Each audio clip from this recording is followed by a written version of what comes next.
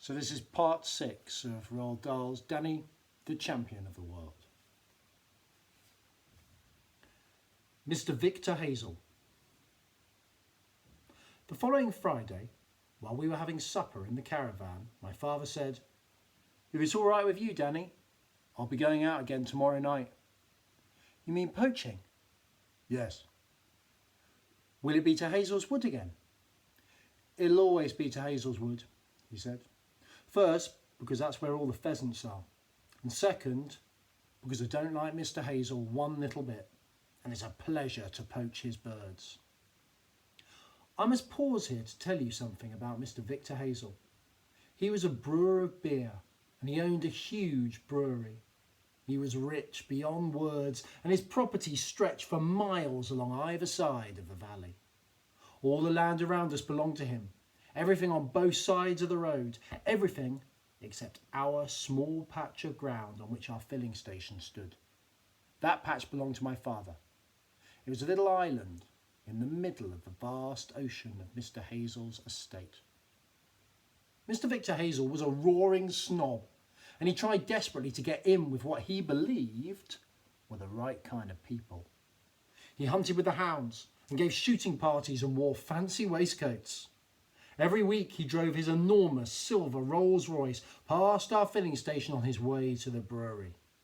As he flashed by, we would sometimes catch a glimpse of the great, glistening, beery face above the wheel, pink as a ham, all soft and inflamed from drinking too much beer. "No," my father said, "I do not like Mr. Hazel one little bit. I haven't forgotten the way he spoke to you last year when he came in for a fill-up." I hadn't forgotten it either. Mr. Hazel had pulled up alongside the pumps in his glistening, gleaming Rolls Royce and had said to me, "Fill her up and look sharp about it." I was 8 years old at the time. He didn't get out of the car. He just handed me the key to the cap of the petrol tank, and as he did so, he barked out, "And keep your dirty little hands to yourself, you understand?" I didn't understand at all. So I said, "What do you mean, sir?" There was a leather riding crop on the seat beside him. He picked it up and pointed at me like a pistol. "If you make any dirty finger marks on my paintwork," he said, "I'll step right out of this car and give you a good hiding." My father was at the workshop almost before Mr. Hazel had finished speaking. He strode up to the window of the car and placed his hands on the sill and leaned in. "I don't like you speaking to my son like that," he said. His voice was dangerously soft. Mr. Hazel did not look at him. He sat quite still in the seat of his Rolls Royce, his tiny, piggy eyes staring straight ahead. There was a smug, superior little smile around the corners of his mouth. "You had no reason to threaten him," my father went on. "He had done nothing wrong." Mr. Hazel continued to act as though my father wasn't there. "Next time you threaten to give someone a good hiding, I suggest you pick on a person of your own size," my father said. "Like me, for instance." Mr. Hazel still did not move. "Now, go away, please," my father said. "We do not wish to serve you." He took the key from my hand and tossed it through the window. The Rolls Royce drove away fast in a cloud of dust. The very next day, an inspector from the local Department of Health arrived and said he'd come to inspect our caravan. "What do you want to inspect our caravan for?" my father said. "To see if it's a fit place for humans to live in," the man said. "We don't allow people to live in broken down shacks these days."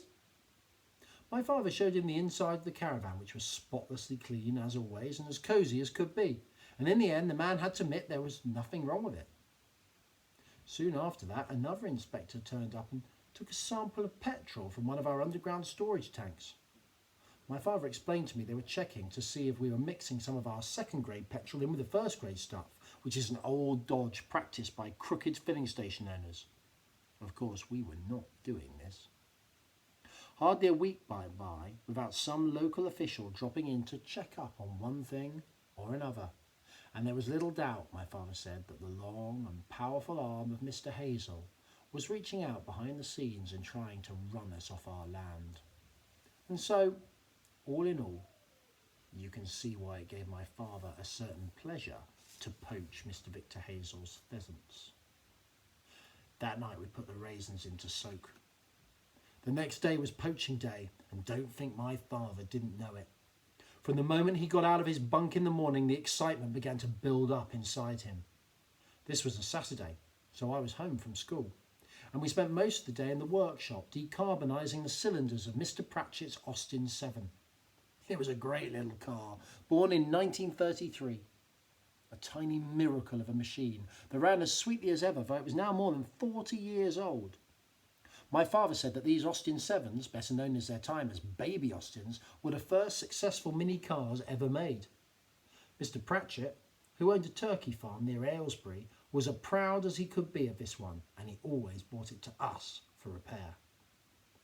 Working together, we released the valve springs and drew out the valves.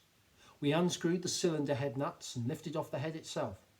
Then we began scraping the carbon from the inside of the head and from the tops of the pistons. I want to be away by 6, my father said. Then I'll get to the wood exactly at twilight. Why at twilight? I asked. Because at twilight, everything inside the wood becomes veiled and shady. You can see to move around, but it's not easy for someone else to see you. And when danger threatens you, you can always hide in the shadows, which are darker than a wolf's mouth. Well, why don't you wait till it gets really dark? I asked. And then you wouldn't be able to see at all. You wouldn't catch anything if you did that, he said. When night comes on, all the pheasants fly up into the trees to roost. Pheasants are just like other birds. They never sleep on the ground. Twilight, my father added, begins about 7:30 this week. And as it's at least an hour and a half walk to the wood, I must not leave here later than 6. Are you going to use the sticky hat, or will it be the horsehair stopper? I asked. Sticky hat, he said. I'm very fond of sticky hat. Well, when will you pack? About 10 o'clock, he said.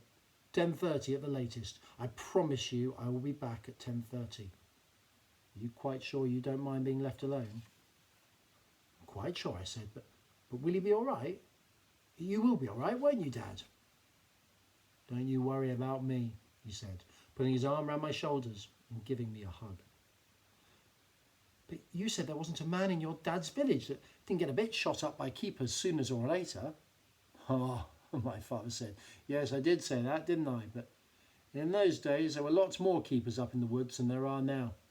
There were keepers behind almost every tree. How many are there now in Hazelwood? I said. Not too many, he said.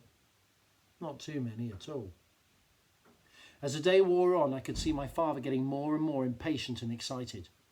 By 5 o'clock, we'd finished working on the baby Austin, and together we ran her up and down the road to test her out.